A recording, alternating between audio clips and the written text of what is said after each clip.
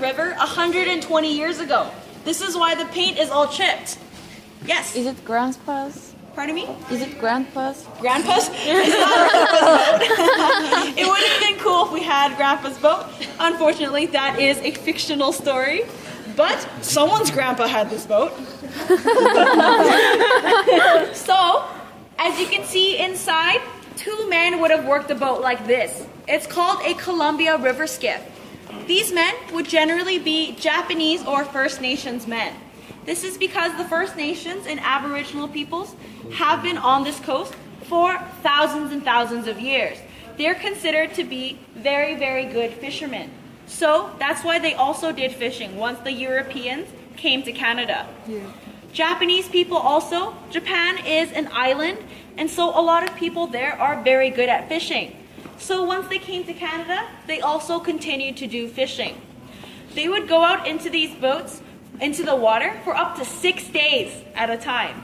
So 6 days on the water with no washroom, no roof, no bed, not very fun.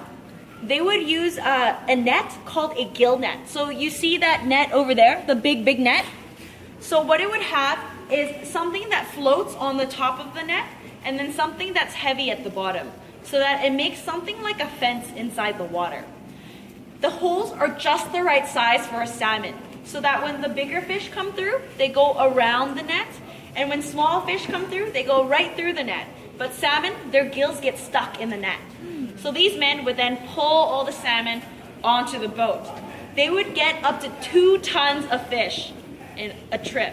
So 2 tons, that's the weight of a small car or 2 elephants. A lot of fish. So these men were the second highest paid after the cannery owners. This boat was something used 120 years ago. I can take you through here to see what a boat in 2014 would look like. So just follow me.